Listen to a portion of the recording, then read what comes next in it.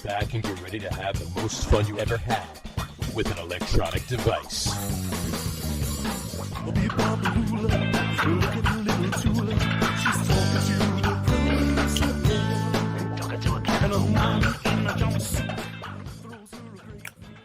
All right, everybody, welcome out to the Get On With It Sports Show. It is Wednesday, October the 5th, 2022. Jersey Johnny coming at you. With me, as always, is none other than Mr. RadioPete and Mr. Harry Lug Nutz. Say hello, gentlemen. Howdy, folks.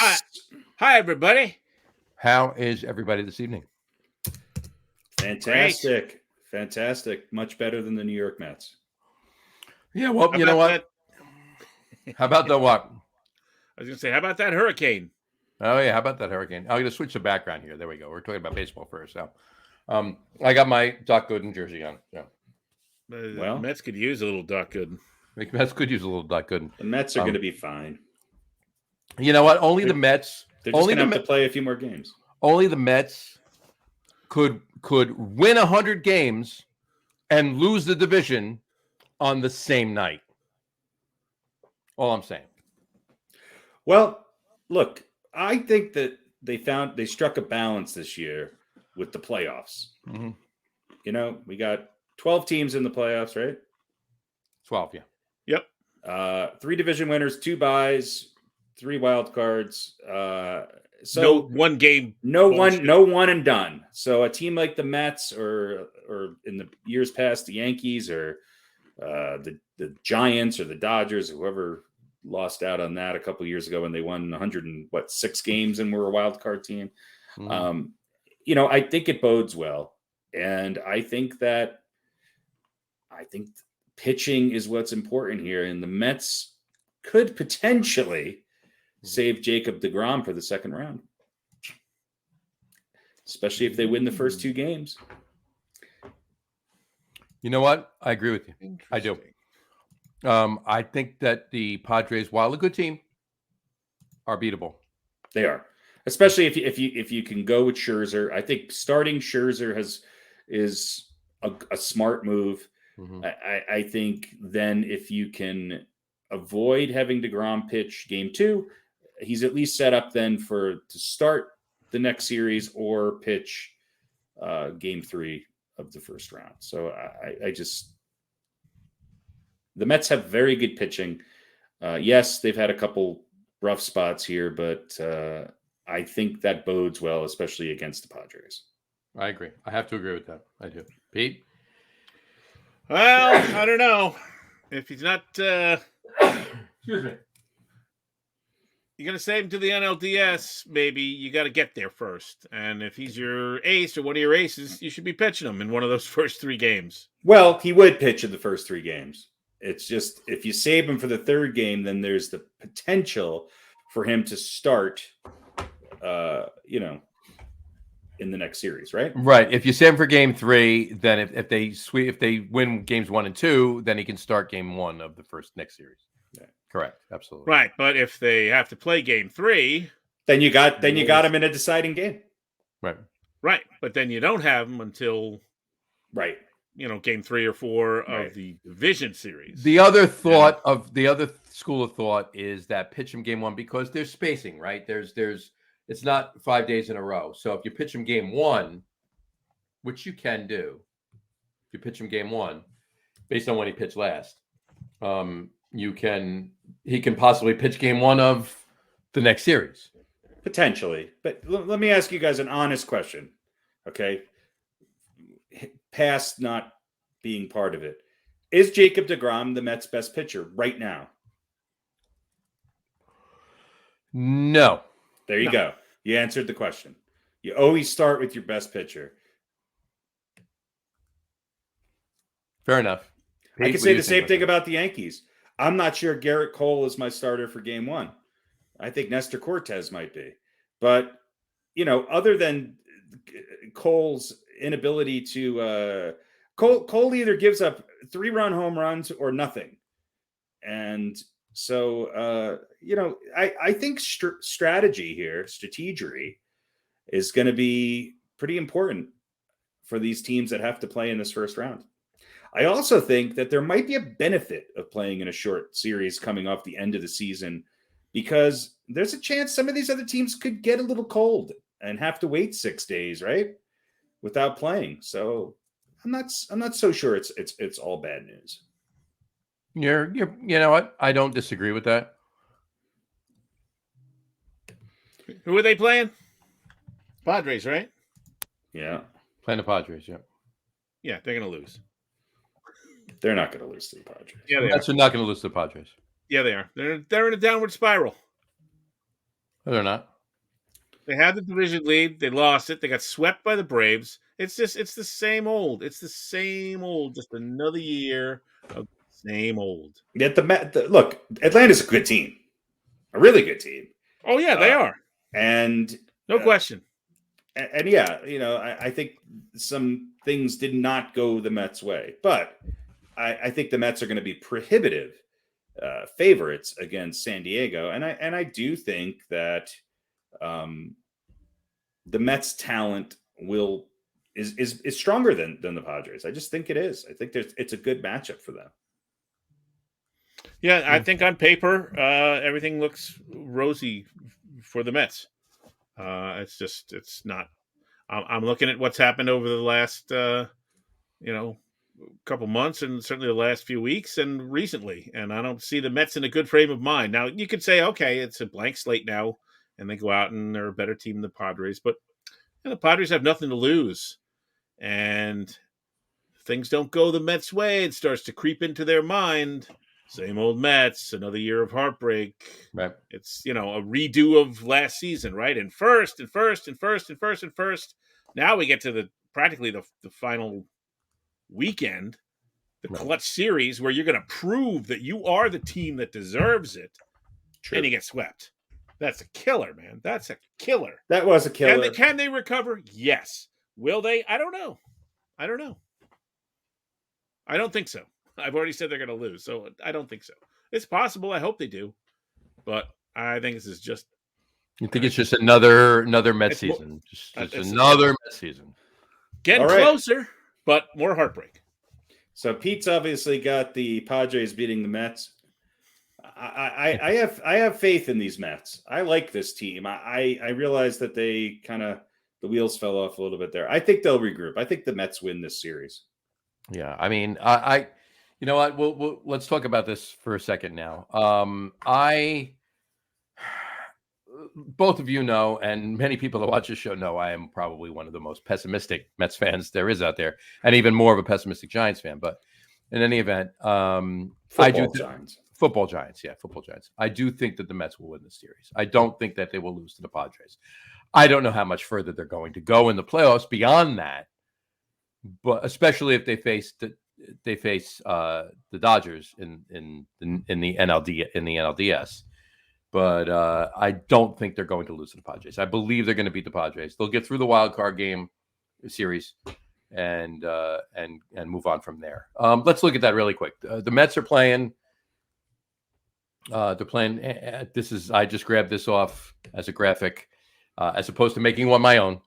Hey, Anthony DeComo tweeted before Mets Padres wildcard series starts Friday, 8:07 Eastern time. Game 2, that's game 1. Game 2 is Saturday, 7:37 Eastern time, and game 3, if needed, 7:37 Eastern time as well. So, and explain to the folks how the home field works in this. Home field is whoever is the higher seeded team for the wild card series. All 3 games for the wild card series are at their stadium. So all 3 games will be played at Citi Field. That is a big thing. Huge. That's a huge thing. That's a huge thing. So having said right. Sorry, go ahead. Having said that, I think we've got some. I mean, there's 4 first round matchups series. I don't know, with the exception of maybe one. I think these are all going to be. I think these are some of the top teams in baseball playing in the first round. Well, let's put them up. Here we go. Yeah. Here's the postseason picture. All right. We have, for the wild card series, we have Tampa Bay, 6 seed, playing in Cleveland against the Guardians. Same record, by the way. They had the same record. They both finished the seasons They both won 7 out of their last 10 games. Mhm. So same record. Cleveland's a division winner, so that's a big benefit to them. Right. So on that note, Harry, who would you say is going to win that series? I like Tampa Bay. If it was 1-1-1 or even, if it was a split series, I would say, okay, Tampa Bay is a team that seemed to tail off a little bit towards the end of the season. Mhm. And if you would have asked me this even 2 weeks ago, I would have said Tampa, Mhm. But I think Cleveland wins this. Fair enough. I think Cleveland is playing pretty good ball. They're 11 games over 500 at home. Tampa's 11 games under 500 on the road. So I think this goes 3, but I think Cleveland wins. All right. Pete? I think all of Harry's reasoning is sound. I think Tampa Bay wins it, though. Cleveland is in a spot that they've been in before, but not so much recently. Tampa Bay, I don't think they care if they're on the road or not. And I think their more recent playoff experience wins it for them. Rays, not the Devil Rays, just the Rays. The Rays, right. You know what? What's funny is I agree with both of you, and I think this is definitely going to go 3 games. Because I think both teams are very good, but I do think. I thought you were going to say I think this goes 3 games because I think both teams will win one of the first 2. Well, yeah, I think Cleveland wins game 1, Tampa Bay wins game 2. Right. But in any event, And it goes 3 Chicago, games because and the White Sox win game 3 because Rob Manfred wants the money from ratings. That's what he wants now. But I do believe that Cleveland will win. That's why. All right. We got Seattle and Toronto. Toronto. Harry's I'm on an island here. Now, you know what? Pete? Pete, you start us off. You're on the island. You said it. So. Seattle, Toronto? Boy. I don't know. I have a little affection for Seattle because I used to live in Washington State. Mm-hmm. I don't know. Toronto is... I'm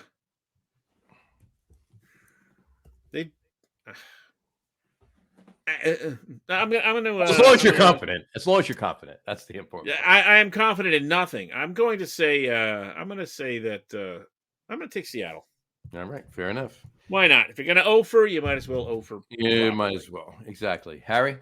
I think both these teams have holes. The thing with Toronto is that they seem to win despite that, and I think that lineup's got more pop than Seattle's. Not a ton more. But I think Toronto's had to play a tougher season. I think that they've been proven a little bit more than Seattle. I'm gonna go with the Blue Jays. All right. I think this one will go 3 as well. You got it. I agree with you. It's going 3, but I'm leaning towards Pete. I think Seattle actually pulls out a win in game 3. I think Seattle's winning it. There you go. All right. Let's go over to National League. Let's Phillies 6 seed playing the Cardinals, who I just saw play the other night in Pittsburgh. The 3rd seed. Who is winning that series? Harry, start us off. 93 game winning St. Louis Cardinals, which nobody's talking about. They pulled away. I mean, talk about a team that's been hot in the second half of the season. They pulled away from the Brewers, who were winning this division most of the year. I think St. Louis, the pieces that they've tried to put together there are finally working. And I think the Cardinals win this. And I wouldn't be surprised if it was a 2-game sweep. Fair enough. Pete? Yeah, I mean, wasn't it last year when St. Louis won like 17 in a row or something and, got themselves into the playoffs? Was that last season? I think it was. No, it was last season. Yeah. So a late push and a couple of really good guys. I would say, certainly 2 out of my 3 picks for the MVP. NL MVP. I don't know though. Philly's kind of scrappy. They got nothing to lose. They're just not as good. And they're the fucking Phillies. I mean, but I mean, I should hate them more than St. Louis, but it's hard. If you're a Met fan, it's really hard not to hate the hell out of St. Louis. The one thing that I will say about St. Louis, which pushed me over the edge, is that some of these guys that have been around for a long time that you kind of wrote off, these aging veterans, are getting hot. They're contributing. Yeah. They're playing good ball, and they're not just, they're gonna be a tough lineup to get out. Now, they're a little bit of a slugging lineup. They're not necessarily the team that creates runs as well as maybe the Phillies can. But it's not going to be an easy lineup to get through. The top of it, especially. Gosh. Yeah, I'm going to have to take the freaking Cards. You're going to take the Cardinals? Yeah, I have to. All right. So Harry's taking St. Louis, and Pete is taking St. Louis. All right. Let me explain something to you, gentlemen. I actually had the privilege of watching the Cardinals live. You said play the Pirates. Pittsburgh Steelers. Play the Pittsburgh Steelers the other night. Now play the Pirates. Steelers might have done better, actually. I don't know because I'm not paying attention, but I do not know if Mr. Pujols hit a dinger or not tonight. But if he did not hit a dinger tonight and does not hit a dinger tonight, I had the amazing privilege of watching him hit his last home run of his career, 703. Regular season. With the ones that count, right? Which was the other night. I also, regardless of what happens tonight, I watched him break Babe Ruth's RBI record and move it to second place behind Hank Aaron. That, regardless, will be what I saw the other night. But in any event, I watched the Cardinals play the Pirates the other night, and I watched how the Cardinals play the 100-loss Pirates the other night. And granted, they were playing in Pittsburgh, but I am taking Philly. And just based on a little bit of a late season push that Philly's doing, a little bit of scrappiness, not that I want to as a Mets fan, but with Harper back and hitting, I think all of these are going 3 games, except for maybe one. We'll get to that in a minute. But I do think Philly's going to beat the Cardinals in the wild card series. So there you go. That's my pick. Yeah, Bryce Harper's one of the reasons I was thinking about Philly because I think he was last year's MVP, right? Mm-hmm. And he's a big part of the reason why they got to 87 wins. But yeah, well, I'm gonna stick. All right, so you're on the island with that, John. Each of us are on the island so far once. So. Oh yeah, that's right. Ooh, this is good. There you go. All right. That brings us to the pièce de résistance, shall we say. The wildcard game, the other wildcard game in the National League. The New York Mets at home taking on the Padres of San Diego. Pete, why don't you start us off? Let's put it that way. All right. They're the Mets, so that means San Diego wins. That was easy. It's simple as that. It's illogical, but it's also scientific. Depending on the science you follow. Yeah. So. Yeah. Harry. I like the Mets. I think that this is going to be these guys are going to have to step up. All of this offseason, all of this trade deadline, all of the maneuvers that the Mets have done have put them in a place to do this. And I will say this. I hope finally in the postseason, this is a coming out party for Pete Alonso. I really mean that. Because I think he's a guy who's getting overlooked for MVP in the National League. I think this Mets team can put together enough runs, and I think that they have more talent than the Padres, and I think they'll win.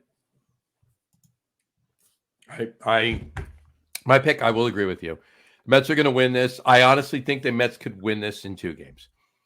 By Saturday night, they could be done and waiting. And if I'm right on both of my National League picks, the Mets will not play the Dodgers as stated here on this graphic. The Mets will play the Braves in the NLDS, and the Phillies will indeed play the Dodgers. So either way, the Mets will have to go through the Dodgers. I don't think the Phillies will win beyond that, but that would be nice though for the Mets to be able to kind of stay home and walk to the World Series. But then 3 teams in the playoffs have 2 players with 100-plus RBIs. Mhm. The New York Mets, the St. Louis Cardinals, Mhm. and the Los Angeles Dodgers. That is correct. That is correct. And on that note, too, you were mentioning it at a coming out party for Pete Alonso, and I agree with that. But also watching what Francisco Alvarez did last night. And granted, it's against the Nationals, but I think that boosts confidence and what he is able to do with a bat. I think this is going to be an interesting postseason for the Mets. I do. We'll see. I'm sure Pitching. These big names, these big guys.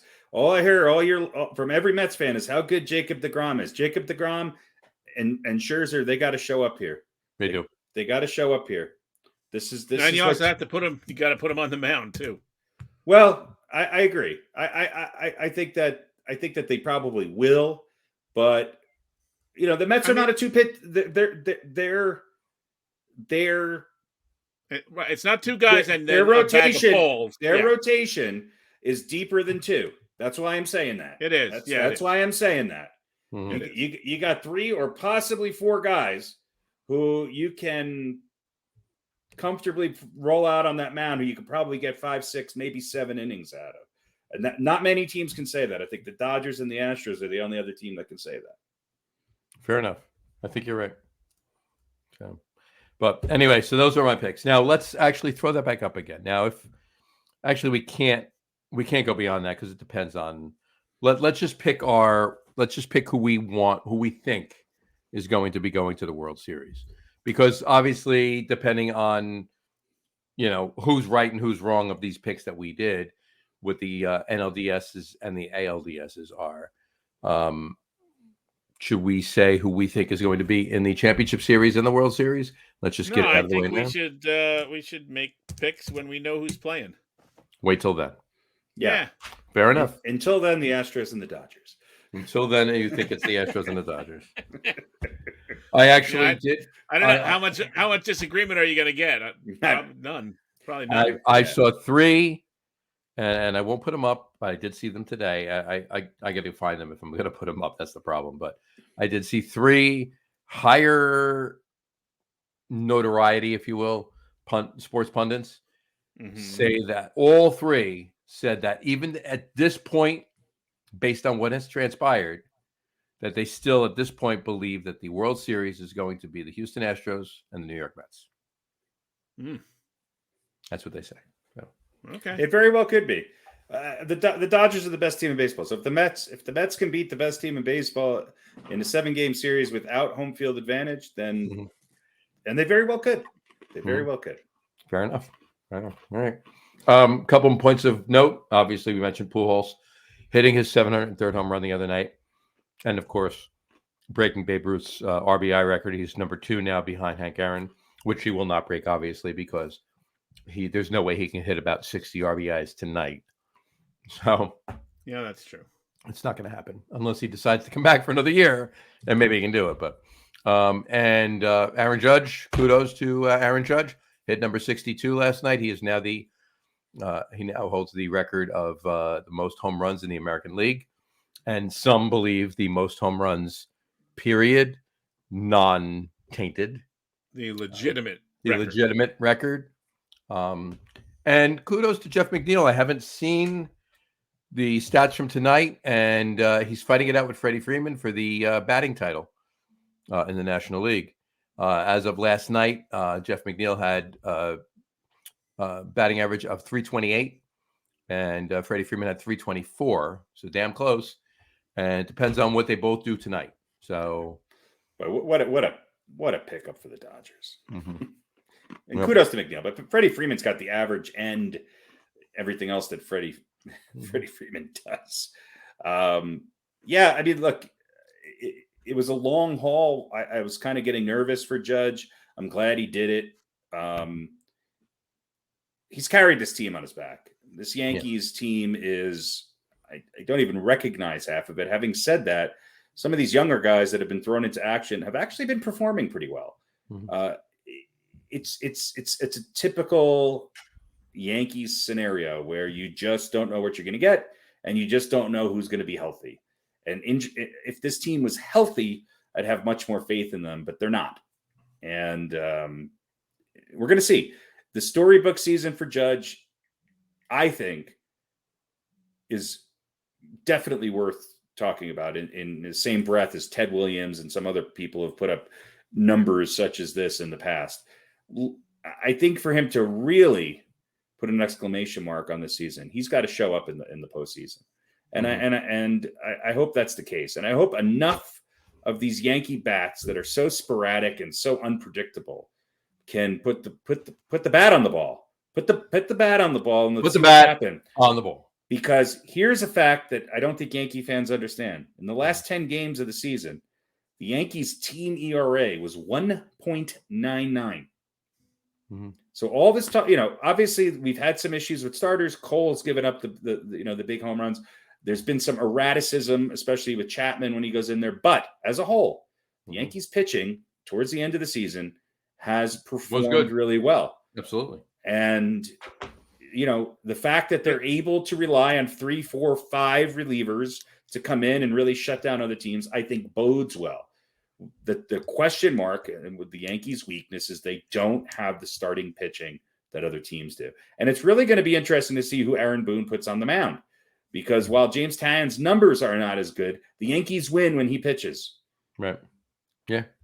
Yeah, I think that was a 10-game stretch you just mentioned. The question with that is that just a hot streak, or is that indicative of what the Yankees are going to be going forward? That's the real question. I think it's at least momentum in the right direction. Do I expect them to do that in the playoffs against much better competition? No, but what it tells me is it's nice to have that kind of swing heading into the postseason. Unlike the Mets, the Yankees they didn't skyrocket at the end of the season, but they still won they still won 99 games. There's a couple of games towards the end that I think they just gave up on. They played better ball. Okay. And they played better ball while they were sort of distracted by the Judge reality. Mm-hmm. Did they play great ball? Are they the best team in baseball? No, but they were way better than what we saw in the middle part, I guess, the beginning part of the second post All-Star break Yankees.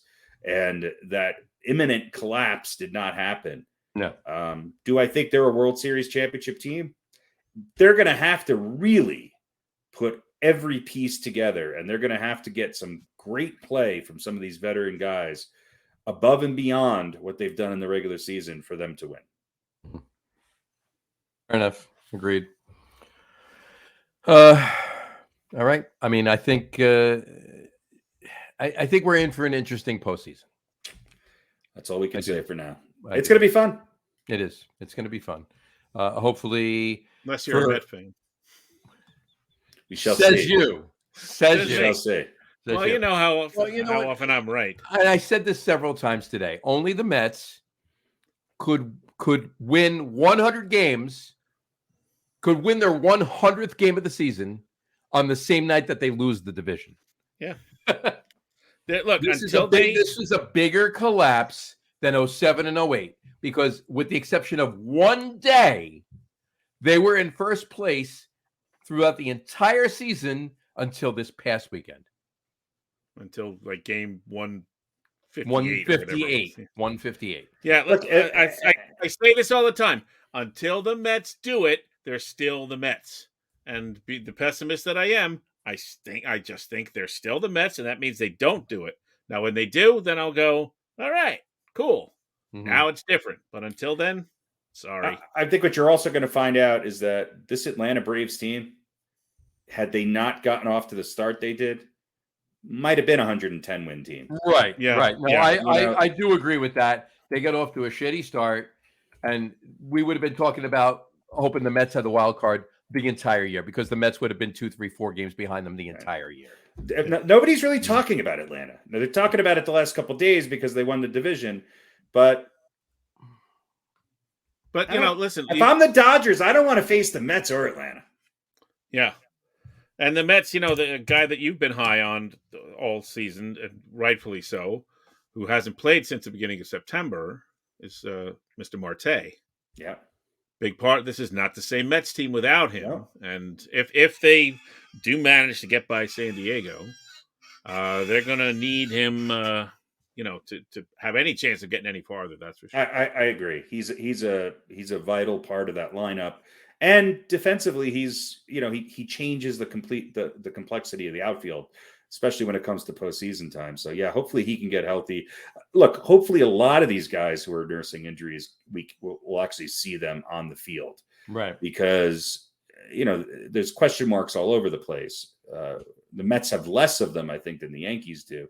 But I would say Marte is one of the top 4 players on the Mets, and you certainly want him, atop that lineup. All right. All right. I think baseball. That's enough baseball.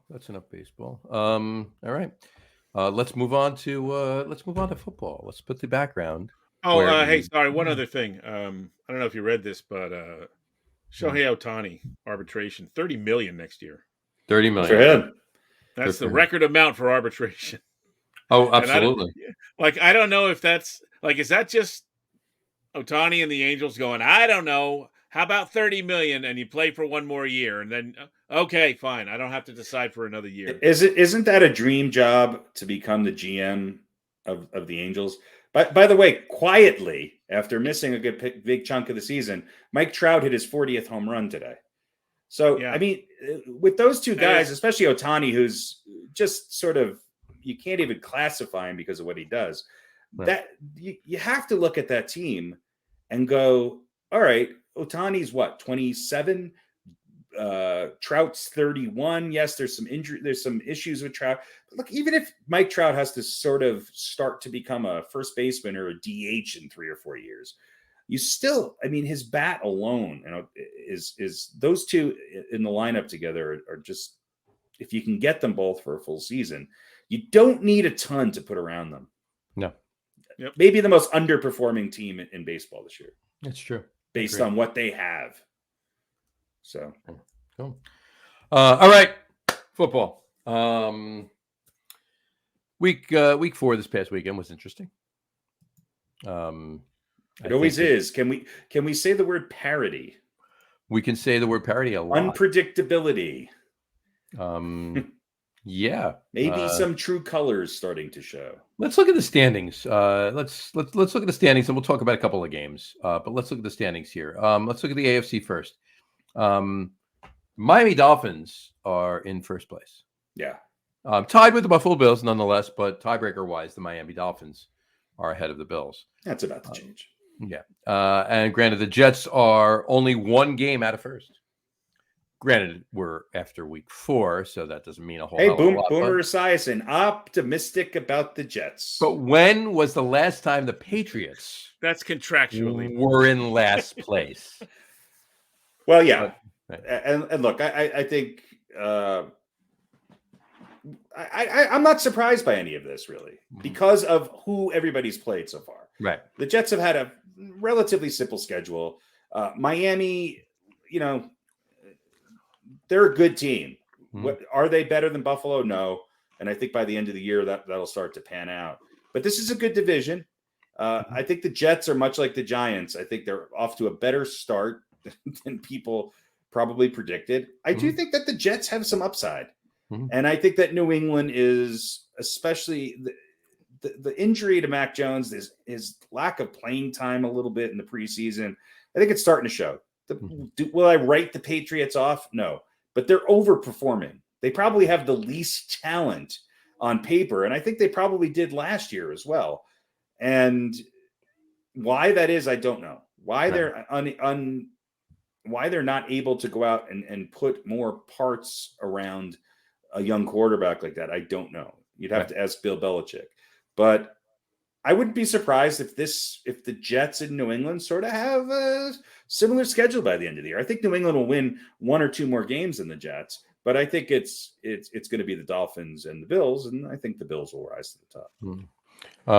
AFC North, we have the Browns, the Bengals, and the Ravens all tied for first place. And the Browns could be 3-1. Browns could be 3-1. To be quite honest with you, obviously they the Browns should be 3-1. Yeah, they should be 3-1. Doesn't surprise me. They'll. It's just going to be Cincinnati and Baltimore. Yeah. I think and Joe Burrow's got his head back on, and look, Baltimore's maybe a one-man team, but that one man is pretty damn good. Right. Yeah, and I'll just say this about the East. I think listen, the Patriots are obviously going through a transition period, right? Which is something that Bill Belichick didn't have to do for a long time. No. And there's a little something called the sophomore slump.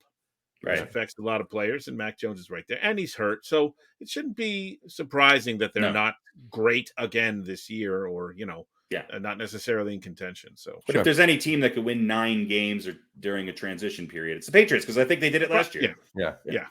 Agreed. And I will say one thing about Baltimore: their defense is not what it used to be, and I don't foresee it becoming what it used to be. You know why their defense is not what it used to be? Yes, please enlighten us. Because the reason for the defensive coordinator that made it what it used to be is now the defensive coordinator of the New York Giants. I think it has a little bit more to do with that, but okay, we'll give old Winky his due for now. He's a good defensive coordinator. I agree. Anyway, Pittsburgh Steelers also 1-3. We'll talk about that in a minute, because that's one of the games I want to talk about, only because I was there, but we'll talk about that in a minute. Whatever. Well, it's Jets talk too, so we're going to talk about the game. So, AFC South, Jags leading the division, tied with the Titans at 2-2. Colts 1-2 and 1, and Houston 0-3-1. Yeah, no surprise at Houston. The Colts are the most disappointing team in the NFL so far. Right. One of the 7 most likely to disappoint, according to whatever that article was. And I think we all sort of agreed with that. Yeah, I think it's interesting what Jacksonville is doing. Mm-hmm. And what's his name? The quarterback there, whose name? Trevor Lawrence. Bradford. Yeah. Bradford. Lawrence. That's Trevor Bradford Lawrence. Lawrence Bradford III. Maybe starting to fulfill some of his potential. Jeff Spicoli. Yeah. And they've been through a whole rigmarole with Meyer and all that stuff, and so I think this division is filled with teams that look. Jonathan Taylor's out. We don't know how long, but it's going to be at least a couple games. It looks like. The Jaguars still seem like a team in disarray. I want to say that, right? But and Tennessee is like the Patriots. They have this team. They have one great player. How long? How much? It seems like that you're just putting their defense at a spot to hold on every game so that they can win 14-13. And I think that I think the other teams have risen a little bit, and I think that this is up for grabs. And the Titans defense giving up an average of 25 points a game. They're not great. They're not great. Nobody. This is the worst division of football. They're not. And I got to tell you, Tennessee's not good enough for that. Their defense is not good enough to carry them. No, it absolutely is. And Jonathan Taylor, I mean, talk about a slump. I mean, he was lighting up every single field he ran on last offensive year. Offensive line. Offensive line health is what dictates the NFL more than anything, especially with teams that run. Mm-hmm. Absolutely. And then we move to the AFC West, where Kansas City's leading at 3-1. The Chargers and Broncos are tied at 2-2, and the Raiders are 1-3. This was touted to be the best division in football by many, many, many sports pundits, including the three of us. Well, I always said I thought there's 2 really good teams, and I think if Herbert's not hurt, I think the Chargers are a lot better. Sure. I think the Chargers and Kansas City are 2 really good teams. I always said I think I picked the Raiders to nowhere near what everybody else thought, and I think the Broncos are mediocre, and they are mediocre. And they are mediocre. So they're mediocre, and Russell Wilson is not a panacea. He's still a good player, I think, but he's not the answer in Denver. And the Raiders, look, last year was a surprise and a pleasant surprise. Right. But there's some pieces missing there. Geno Smith, look at the comparison between Geno and Russell right now. Yeah, and I mean the other thing too is with the Raiders. I mean, is this is my question to both of you? I want your opinion. With the Raiders, is this going to be another Josh McDaniel, failure? Failure? I think they'll pick up. Because there's some parity in a lot of the games that they have to play. Right. I will say this. Kansas City's one dropped pass away from being 4-0. and they decimated the best defense in football last week. Yeah. So Kansas City's going to win this. This idea that Kansas City is not the best team in that division, people were delusional. Right. Delusional. Because Tyreek Hill went to Miami, they suck all of a sudden. Yeah. I think Tyreek Hill is a great player. I think his success had something to do with the guy throwing the ball to him and the guy making up the plays for him. Mm-hmm. So Kansas City is going to win 12, 13 games. Yeah. And I think Tyreek Hill will still be successful in Miami. Well, he is already. Already. He will continue to be as long as Tua comes back. But to say they lost one player and all of a sudden they're in the toilet, it's silly. Agree. Jumping to the NFC, starting with the division that most people thought was going to be one of the worst divisions in football, and for the past so many years has been one of the worst divisions in football. At the moment is the best division in football, and that would be the NFC East, with the Eagles insanely, riding an undefeated 4-0 season thus far. Who have they beaten? And a winnable game. Let's face it, a winnable game this coming Sunday too. But it doesn't matter who they beat; it's who's on their schedule to play. And if they have a lesser schedule, same with every other. Look. Didn't we all pick the Eagles to win the NFC East? We all did, yeah. Yeah. They're going to do it. Yeah. I don't think they're going to be 17-0. No. But by any means, but yeah, the Eagles are going to win the division. But the Eagles are 4-0. The Cowboys and the Giants are tied at 3-1, and the Commanders are, in the basement at 1-3, but that was expected. But the Giants at 3-1 was not expected. No, the Giants at 3-1 was not expected. Again, Giants' strength of schedule. As much of a surprise with the Giants being 3-1, I think is bigger surprise with Dak going out after week 1 that the Cowboys are 3-1.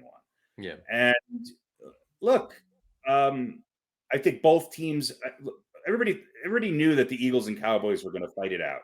Okay. The Giants don't have the toughest schedule in the world, but the Giants are going to come back to reality. And I will say right now, Saquon Barkley's got to be one of the top 2 running backs in contention for MVP. He might be quarterbacking on Sunday in London.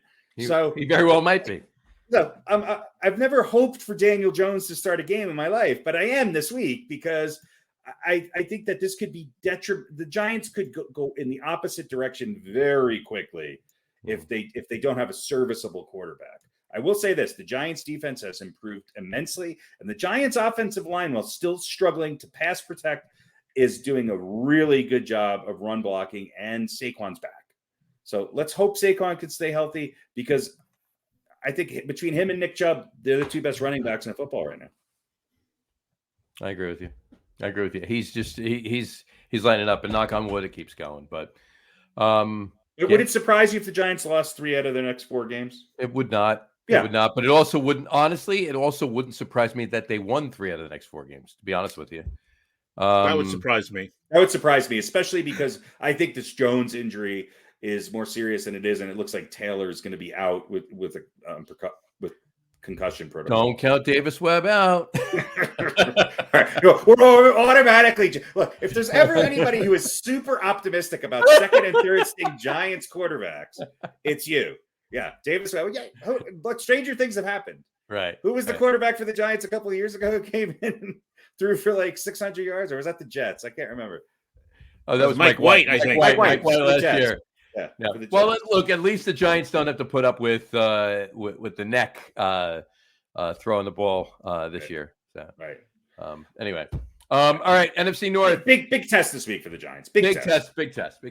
9:30 a.m. Sunday morning. 11:30. 11:30. No, it's 11:30 your time. No, 7:30 your time. Oh, okay. That's what I meant. Yeah, 7:30 your time. In London, England, Giants playing the Packers. Packers are the home team, which is good because it actually doesn't take away a home game from the Giants. It takes away a home game from the Packers playing in London. But in any event, obviously no home field advantage playing over in London. But you know what? I honestly, well, when we get to beaten by the coin, you'll hear my pick. But we'll see. NFC North, on that note, Vikings and Packers both tied at 3-1. Vikings have the edge because they beat the Packers. The Bears are at 2-2. Lions 1-3. Vikings, my opinion, are not a 3-1 team, even though they're 3-1. The Lions, my opinion, are not a 1-3 team. I agree. I agree. No.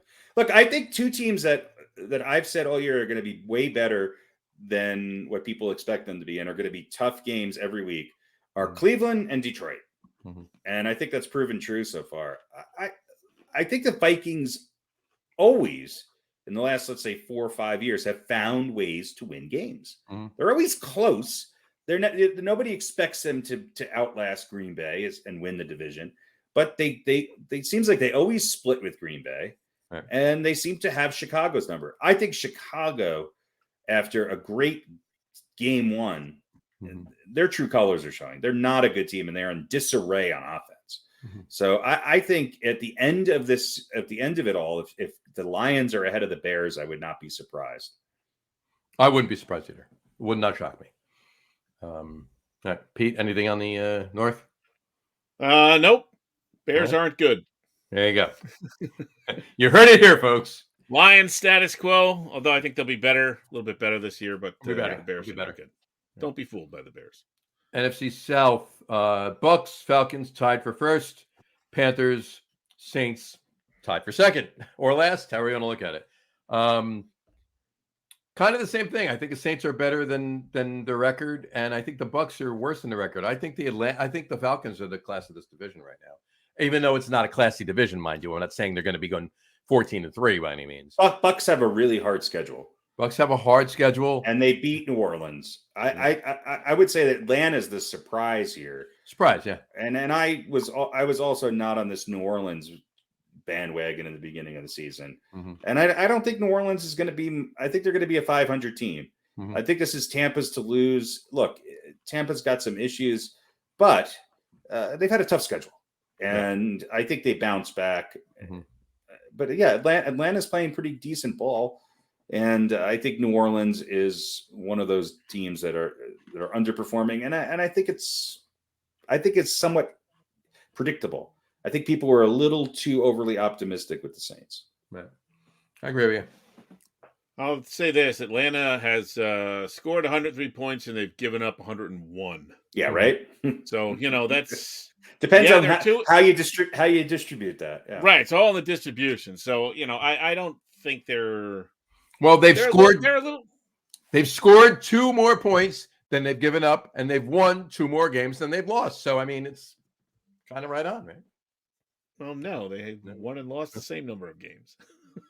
Yeah. They won 2 more games than they lost. Well, no, yeah. They won the same amount of games. You knew where I was going with that. So I was like, what am I missing here? Did I miss a game? That was new math. Yeah, they're a little bit better, but I don't think they're going to be challenging Tampa Bay. No, I don't think so either. And the West, everybody in the West is in first place. Yeah. Everybody in the West is in first place. There is not one team that's not in first place in the West. So there you go. 49ers, Rams, Seahawks, Cardinals all tied at 2-2. And by the way, the Falcons snuck past the Seahawks and the Browns. So they're not actually, world beaters right now. Although I will tell you this, that was an upset for them to beat the Browns. Well, here's my point with that. All right. And I know it was kind of tongue in cheek when I said it before, but the Falcons, I think the Bucs have too hard a schedule for the team that they fielded this year. Mm-hmm. I don't think they're really going to go anywhere. The Panthers, you know what? I mean, don't tell Matt Rule I said this. You know what? Fuck it. Tell them I said it. I don't care. They suck. The Panthers are bad. Yeah, they're terrible. And the Saints are not much better. So I honestly think the Falcons. I honestly think that this is the Falcons' division to lose. Well, we'll see this week. And they may go 9-8 and win the division. We'll see this week. They go into Tampa Bay. Look, they get to play the Panthers twice. They get to play the Bears, the Commanders, the Steelers, the Saints. They could rack up some wins, but in the next couple of weeks, they got the Bucs, the 49ers, and the Bengals. Fair enough. So we'll see if they're for real. All right. Let's talk about a couple of games. Giants did what they had to do and beat the Bears. Now, granted, it wasn't this is one of the games I thought the Giants would win. Yeah, and it wasn't like they did what they had to do and beat the Eagles. It wasn't like they did what they had to do and beat the Chiefs. They did what they had to do and beat the Bears. Let's call it what it is, right? But it was good though. I mean, you look at Daniel Jones. You could say what you want about Daniel Jones. Is he the future of the Giants? Who knows? Is he Eli Manning or Peyton Manning or Joe Montana or even Phil Simms? No, he's not. Not even Jeff Hostetler. But he looked more Hostetler. He looked more Hostetler. He looked more Hostetler lately, and he definitely has heart. Yeah. I always said this. If the Giants could limit Daniel Jones to passing for less than 20 times a game, then they're obviously doing something right. And they did. How many passes? 16. 16 ran for two scores. He got hurt. Look, this is what I don't like about him running, and this is what I don't like about him passing, is that he gets hit too much. Well, now, he gets hit too much to it. He only got sacked once, right? Right. Big improvement there. Big improvement. I mean, he had 24 hurries and 6 sacks in the Dallas game last Monday. It's because he passed too much. But here's the thing about that. Also, Dallas has a little better defense. I'd say it's because he's. I mean, it's like he's a short quarterback. He's moving around a little bit. He's a little bit lower to the ground. He's a big quarterback. He can't be taking the hits he's taking. No, he can't. But he's gotten smarter about when to scramble and making decisions quicker. The problem with Daniel Jones and the Giants is that he had his time from snap to release was the longest in the NFL. His average release time is the longest in the NFL. He has to get it out of his hand. Right. This is the success of any quarterback. You're absolutely right. Look, the Giants are playing old school Giants football. They wore the old school uniforms, and it looked like Rodney Hampton and Jeff Hostetler out there. I hope they keep those damn uniforms on the rest of the damn season. They're without a doubt their best looking uniforms. Yeah. But they ran the ball. They played tough defense.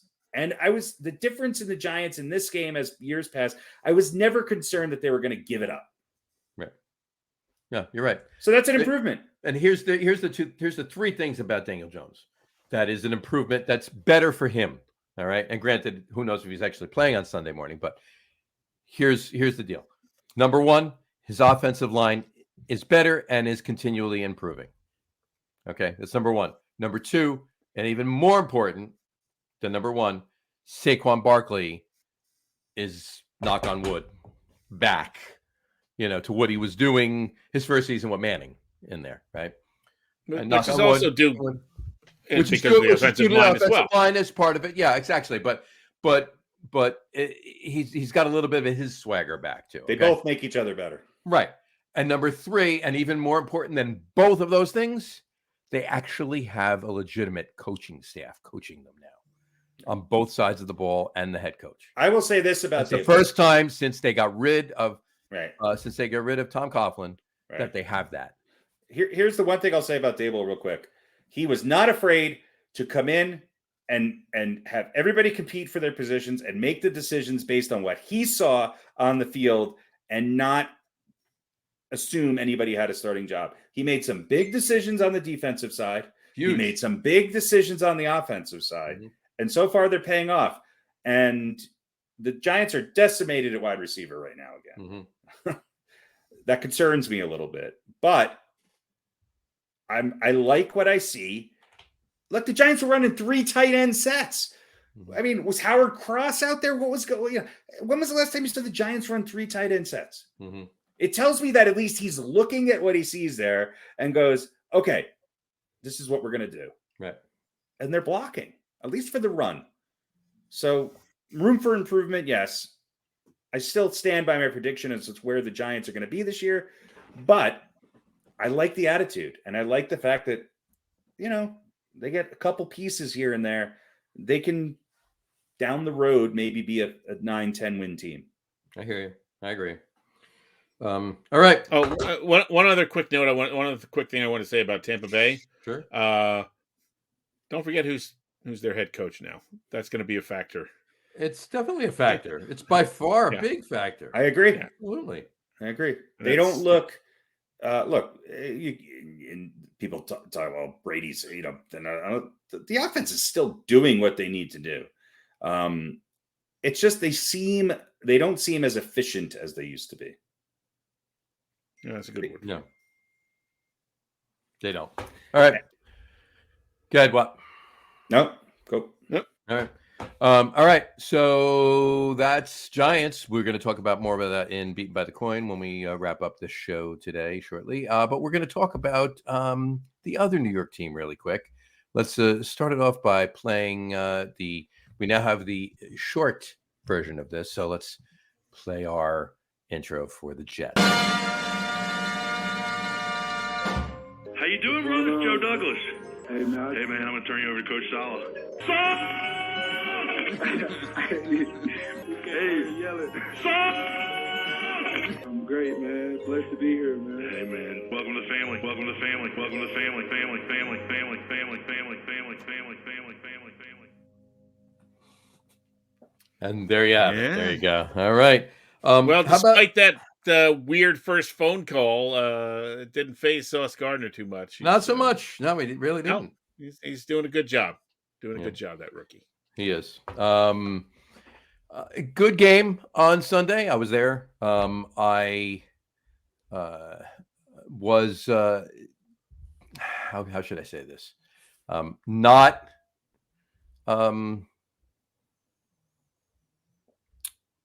rooting per se for the Jets. On Yeah, the fence, would you say? I was on the fence. Well, let's put it this way. I was not by any means upset that the Jets won because the three people I was sitting in the stadium with were all rooting for the Jets. But this was me in the stadium wearing Steelers. Is that a Terry Bradshaw? That's actually James Harrison jerseys. James Harrison. That's Isn't he the 15th president of the United States? That's correct. Yes, he played for the Steelers in his younger days. In a previous life, yeah. Right, exactly. But in any event, it was a good game. But I will tell you, from a Steelers point of view, we'll talk about the Jets in 1 second. But from a Steelers point of view, they got what they needed. Mitchell Trubisky was not the answer in Pittsburgh by any means, and I said that on the show a couple of weeks ago. But I turned around and looked at several Steelers fans behind me and said, I hope I see, we're talking before the game. I said, I hope I see Kenny Pickett by the end of the game. And they're like, what are you talking about? Trubisky's our guy. And these were Steelers fans that have season tickets that were sitting behind me saying that. I'm like, really? Mitchell Trubisky's your guy. I go, so when Kenny Pickett came in the game, I just turned around and looked at them. And they're like shoot me, like, nah. Like, okay, before the game was over, and granted the Jets, obviously, literally on that last drive when the Jets were going in to score and win, they got up and left. But I mean, how can you not think Kenny Pickett isn't the future of the team there? Whether he turns into Ben Roethlisberger or not, he's still the future of the team right now. So, well, yeah, but is he the best chance for you to win a game? Right now he is. He's better than Mitchell Trubisky, absolutely. Is he? I don't know. Well, they had two field goals from Mitchell Trubisky. They scored 2 touchdowns in 2 consecutive drives with Kenny Pickett running them both in. Yeah. So I would say, yeah. And then he had a drive before he got down there, too, and he hit some long passes. I would say yes. How many Kenny interceptions did he throw?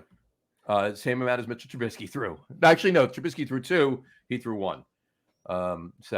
But that, I think that was a fall down too. I can't remember exactly because I got to admit, I'll come clean. While I was watching the game, I was also looking at my phone watching the Giants Bears game. So yeah, I was so sorry that you were spending your Sunday watching the Jets and the Giants. I feel bad. I was only for 3 hours. Then I went out afterwards. So, but anyway, it's not really about right now, obviously, for the Pittsburgh Steelers, right? Mm-hmm. But I mean, Mitchell Trubisky has never been the answer for any team that he's ever played for. Not at all. And that's probably going to hold true. Pickett at least has a chance to be the answer for Pittsburgh. So, Harry, to your point, is he the best guy right now? Maybe, maybe not. Probably. He threw based on what we've seen, yes, right. But he's certainly the best option moving forward.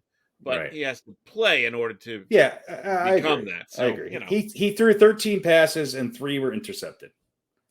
However, he was not sacked. So he threw no touchdowns. Yeah, he ran 2 in. That's great. He's still lost to the Jets. Yeah, and he's a rookie quarterback, right? But And what round was he taken in? I like Pickett. Don't get me wrong, and I have I do too. he's a Jersey boy too. I just So- don't like this middle of the game. Not that matters, but he's Throw a the Jersey rookie boy. in there. I mean, let him start a whole game. So we'll see. You know, he gets a He'll whole week. he'll be starting this week. Yeah. Yeah, he'll be starting. He gets a whole week to prepare. He's going to get better. But he did throw 3 interceptions. Right. So he threw, Yeah. on 13 But- passes. I- That's I- Daniel I- Jones-esque. 2 of them I was clearly watching my phone. Yeah, The Giant game. So, Well, but that's why I texted you and said, yeah, Kenny Pickett. Yeah. Right. But my point is, Exactly. he's not a first round no, pick. You know, he's No. not one of the. he's top not Trevor guys. Lawrence. He's not Mac Jones. No. Yeah, he's what was he, a third round or late second No, round? he or was whatever? he was picked in the first round. He was picked in the first round, but he was late first round. Yeah. Okay. Yeah. So I don't. He was 20th pick. Yeah. 20th. All right, that's not bad. I thought he was a great pick. No, that was a good pick.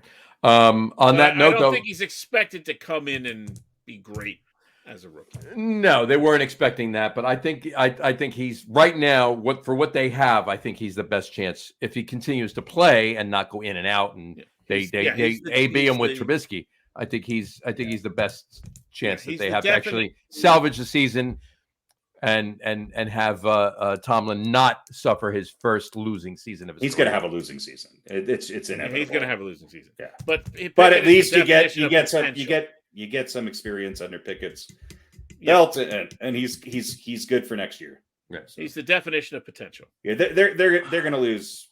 If they win 3 more games, I'd be surprised. Really? Yeah. Fair enough. On that note, flip it on the other side, the Jets. Pete, can you tell me, did you talk to Robert Saleh this week? When did they put in the Philly special play there? Oh, When did they institute that? maybe the day before. I saw that damn thing open up. Take receipts, I baby. Take saw- receipts. Taking receipts. I saw Zach Wilson hand off the ball and run out. And I'm like, where the hell is he? Because, he just took off running. I'm like, where is he going? And then I saw the reverse. I'm like, yep, I knew exactly what was coming. And there he is all alone. Bob, the 3 of us could have threw them a pass, and they would have caught it. All right, Yeah. the lowest ranked game probably of the Sunday: Jets and Steelers. I know. Well, that was the highlight of the Jets scoring, though. So that's why I'll I tell you brought what, it up. it was a hell of a game. Yeah. No, it was definitely one. It was definitely interesting. There was definitely a lot of pissed off Steelers fans there, but that's Hey, look, probably going to happen most of the season this year. So I think it proves that the Jets are a much better team with Zach Wilson at quarterback. sure. So Sure. look, he had a pretty good game, and they seem like a different team. And the fact that they were able to come back, that means something. They didn't hold on to beat the Steelers. They came back. Fair enough. They did. This is the second time Jets have come back. I think Well, listen, one was with Flacco, and Right. he is a very viable backup quarterback. No Right, and question I about saw that. and Flacco and Wilson are constantly in communication during the game. I think Flacco is incredibly important, and I think Zach Wilson appreciates him being over there. Fair enough. Yeah. Yep. Yeah, listen, it's kind of like what a lot of teams used to do. You bring in that Yes. veteran guy, and he Yes. tutors the young future of the team. Yes, And Flacco seems to have taken to that role, and that's a good thing. That's I a good agree. thing. he'll probably be doing it for another quarterback next year and another quarterback the year after that. Hey, listen, get a paycheck, man. Hang on. There's as long as no you better can. job. There's no better job now than the second string quarterback. It used to be third string quarterback, but this backup quarterback's a pretty good gig. Yep. I agree. All right. Move on. Let's move on. Any other football things we want to talk about? I No. think we have a new segment that we're gonna do right now. All right. Oh yeah. All right. We sort of covered all this, so this should be very quick. All right. I didn't know we were going to talk about every team in the league. So this is called "Are They for Real?" Are they? We got to get a sounder for it. We're gonna. Are make it- they for real? Are they for real? Sponsored by Hellman's, the real mayonnaise. The real That's mayonnaise. That's nonsense. All right, so let's just go down quickly. Yes, no, maybe a quick reason why. Are they for real? The New York Giants. I No. think we answered this. Harry says no. John, they're Quick. 3-1. Yes. Yes. Okay. I say no. They can't last. Number I two. I said it tongue in cheek, by the way. I'll be honest with you. I didn't. Oh, all right. They're not for real.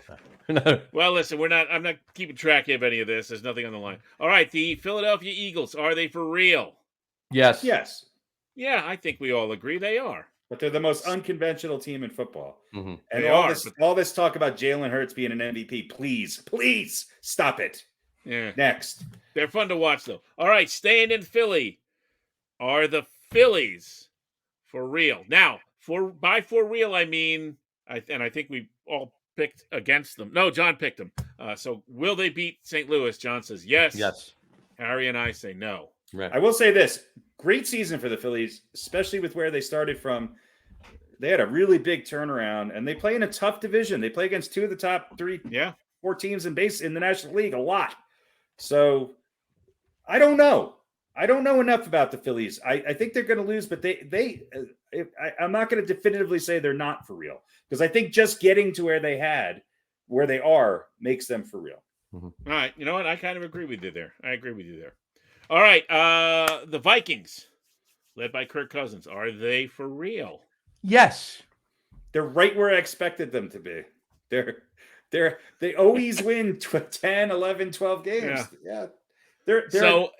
So by are they for real? Are they going to go a little farther this year? Yes. I agree with John. I think if they're ever going to do it, it's this year. What did they do last year? Did they make it to the playoffs? I think they made it to the wild playoffs, card. And they lost, right? and they bowed out. Yeah. So the question is, do they get past the wild card round of the? Maybe. I think they can. I think they can. Yeah. I think they can. Yeah. They're real-ish. I'm going to tell you one of the reasons, not the only reason, one of the reasons I think they're for real is, and we'll make this quick. Dalvin Cook. You look at Dalvin Cook. Every year prior to this year, he's running 9 million yards every friggin' 10 minutes, right? It's more balanced now. He's not he doesn't have to do as much as he has had to do in the previous years. And they're still winning. So that's why I say, yeah, they're for real.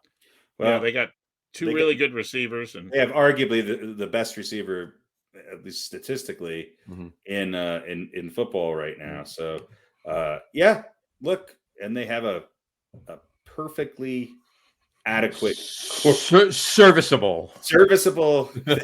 When you look up serviceable quarterback, there's a picture of Kirk Cousins. That's going to frustrate the shit out of you at times. Kirk Cousins comes up. Like I've always said, listen, there's 7 good quarterbacks in the league, and everybody else in the middle are all Kirk Cousins. Right. So but he's like anybody else, almost anybody else. You put a great team around him, and he can have success. But, absolutely. But he's got some pieces right now. So Justin Jefferson, 393 and Thielen, 393 yards already. Mm-hmm. Yeah. All right, last one. Is he for real? Geno Smith. No. So he's playing above his head. Yep. Hasn't finally put it together. We weren't really expecting the Seahawks to be very good this year, were we? Nobody's pretty lousy with Russell Wilson last year. Geno Smith has always been an average quarterback, maybe a slightly above average. But so what I mean by turned a corner. What I mean by that is everybody's looking at him now saying, "Oh, it's just Geno Smith," and they're comparing him to Russell Wilson, and they're looking at what they think the Seahawks should be doing because they're going to suck, right? Russell Wilson's gone, and they have a shitty quarterback. Geno Smith is a better quarterback than a shitty quarterback. Is he a good quarterback? No, but he's a better quarterback than a shitty quarterback. He's in the Kirk Cousins league. Right. Here's the thing, though. The Seahawks have beat the Broncos by 1, a game that the Broncos should have scored 3 more touchdowns in the red zone. They got lolly-lipped by the 49ers. They lost to the Falcons, and they beat a Lions team, albeit a Lions team that was improved, but a Lions team that gave up 48 points to Geno Smith. Mm-hmm. So is Geno Smith for real? No. But he's Geno Smith. And, there will be games that they will win this year. But I think the Seahawks cap out at 6-7 wins. There you go. All right, let me just run down real quick. This is the quarterback rankings. Mahomes, Allen, Lamar, Jalen Hurts, Herbert, Rodgers, Tom Brady, Joe Burrow, Geno Smith, number 9. Now what is this? Is this quarterback rating? This is PBR? The NFL rankings or rating? Quarterback index. I Yeah, don't know that what the whole determinant- quarterback. Is it I think based it on takes rating? I don't know. I think there's a bunch of stats. It's that the they it's the list, rating, so- right? The RTG. Passer I don't rating? know. They're just showing their stats. It doesn't say how it's calculated. Look, Geno Smith's got over 1,000 yards already. He's thrown for 6 touchdowns, only 2 interceptions. So look, he's rushed for another 64 yards and another TD on the ground. Look, Geno I Smith. mean, you can only Geno play Smith- the team that's in front of you in the field, right? Right. Geno Smith's only done this on a regular basis, other than popping in that one game that Ben McAdouchebag put him in, breaking Eli Manning's streak. And whenever he came in garbage time for any other team that he happened to be a backup for, back when he was a Jet, right? This Seattle team, while not a great team, is a better team overall with better coaching than he had when he was a Jet. That's for sure. So obviously he's being That's true of any team. Look, right. Against a good but not great Denver Broncos defense, he threw for 195 yards. Against a very good San Francisco offense, he threw for 197 yards and lost 27-7. Against a crappy Atlanta passing defense and a pretty horrible Detroit passing defense, he's thrown for 325 and 320. So he's had 2 good weeks So he's good against bad teams. against Atlanta and Detroit. So All right. So he's had good games against bad teams, and he ain't for real. There you go. there you go. All right. And there I you go. think that's definitive. That's what I There you like. go. Great. And that'll great, do great. it. Or are they for real? Are they for real? There you go. We got to get a better sounder than me singing that. All right, are we All done? right. Beaten by the coin. Let's get All our right. picks in and we're finishing up. Let's start us out here. What do you think? Let's get coin. I'm sure I'll one lose. sounder that No one of the wants 2 to sounders we beat by have. Coin. All right, quick recap. Boy, it was a good week for everyone but the coin. John and I went 5-1. Harry, you were 4-2. The coin was 1-5.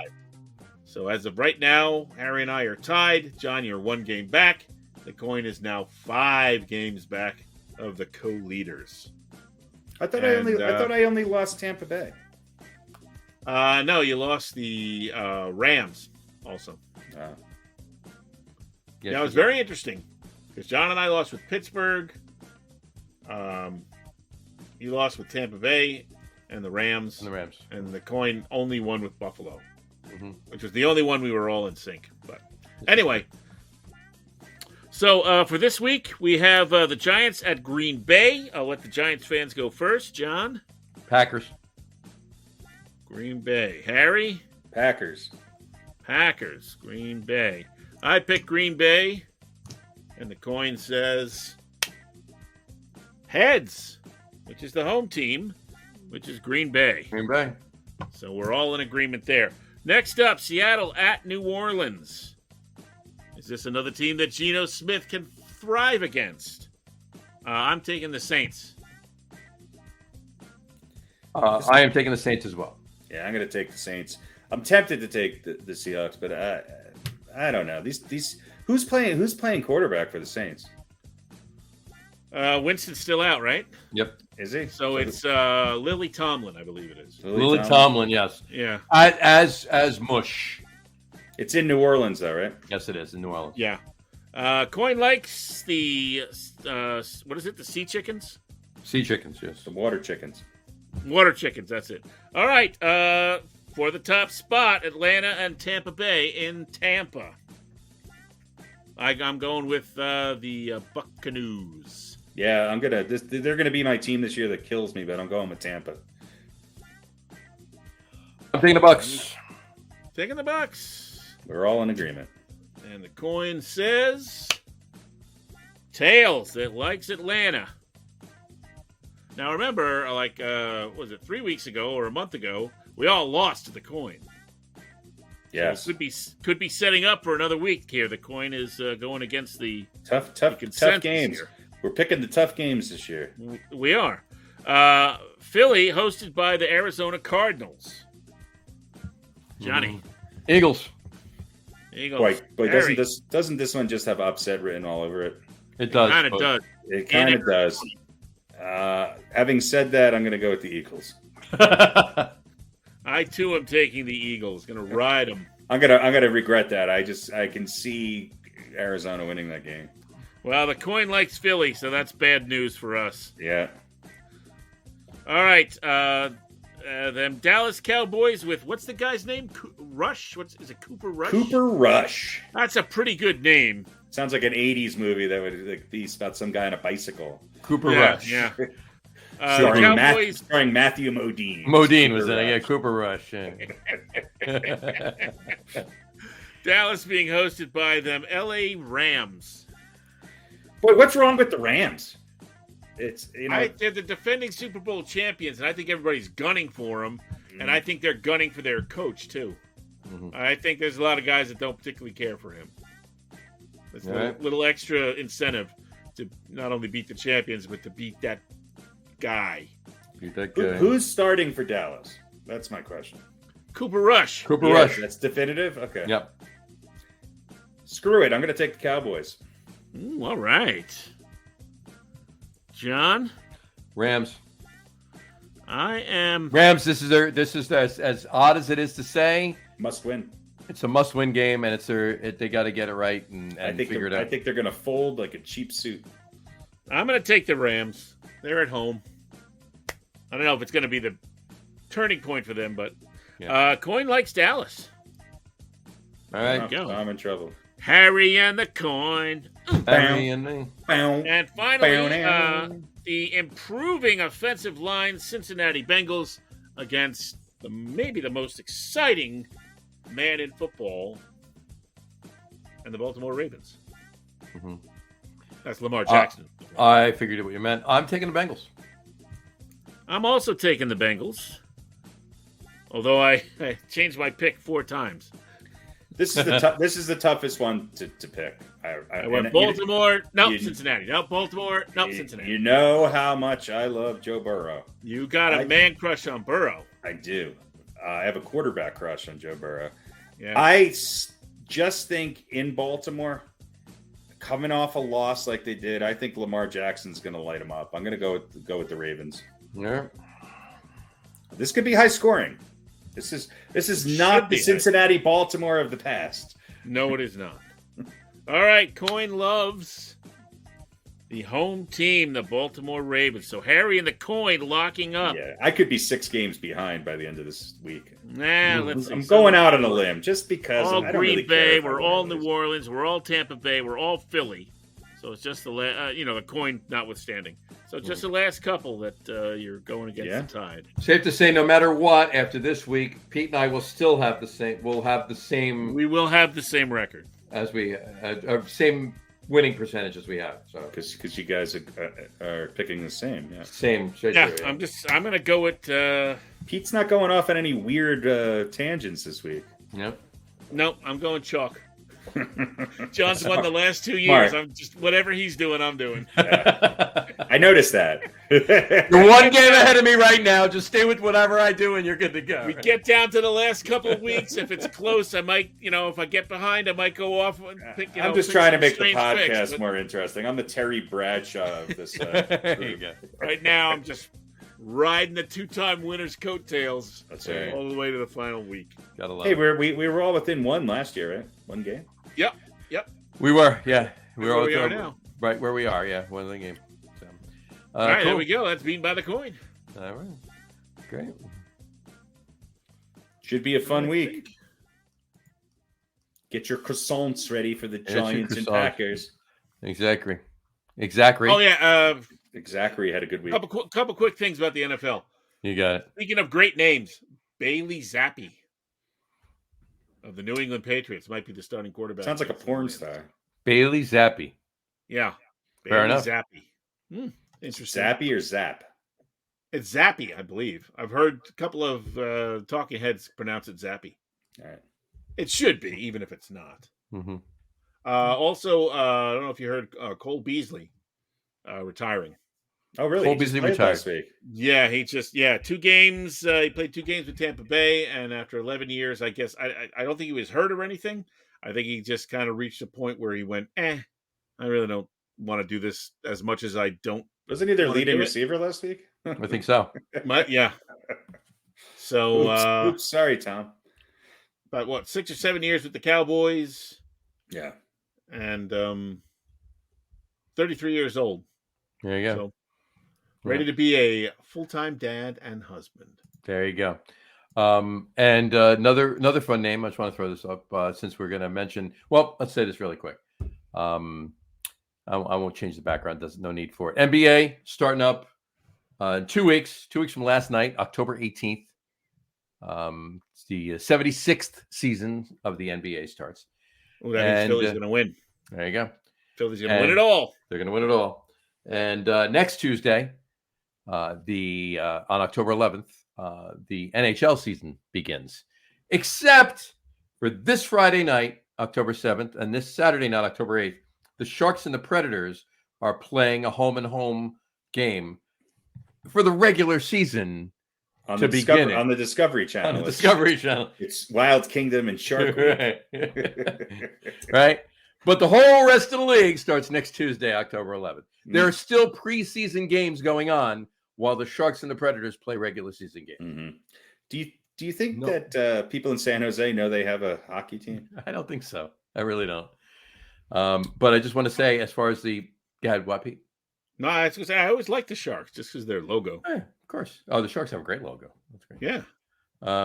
You said interesting names. Here's a basketball player in a league in France. I believe the name of the team. I have it right here. Let me just pull it up right here.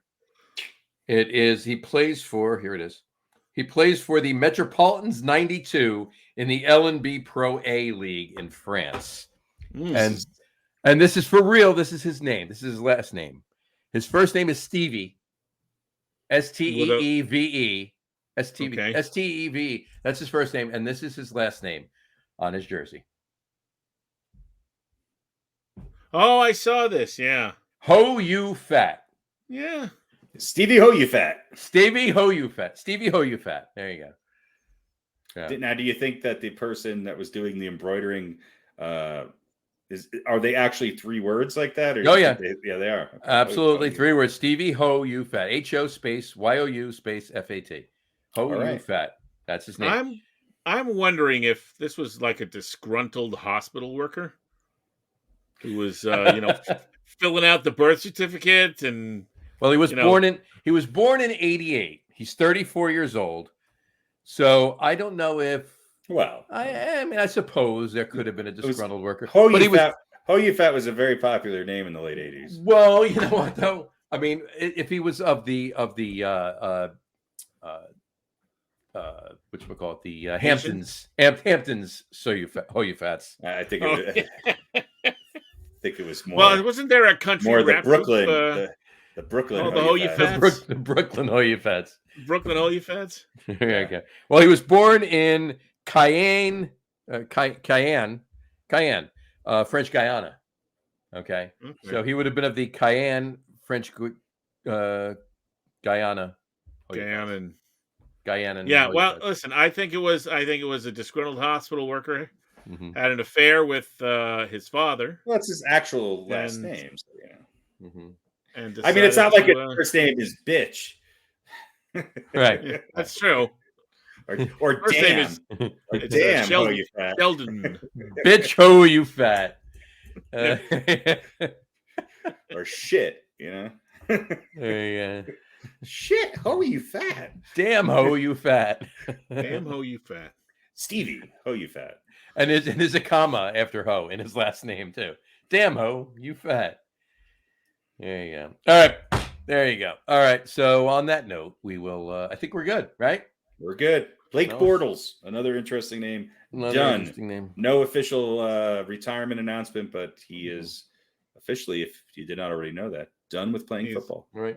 And Did one he other. say that, or he's just unemployed? He said that in a podcast. He did not want to make a formal announcement or make a big deal about it, but that he is. In case anybody was wondering where he was, he's retired. He's retired. Well, and on that note, too, not that Blake Bortles is an odd name, but we were talking about Stevie Hoyufat and the other name. Cooper Rush, Stevie right. Hoyufat. In Pittsburgh this past weekend, was in the Heinz Sports, Western Pennsylvania Sports Museum, and a lot of cool stuff out there. We'll talk about it in other shows, but there was one thing it was reminded me of, because there was, a display of the Grays, right? The Pittsburgh Grays before they were the Pirates.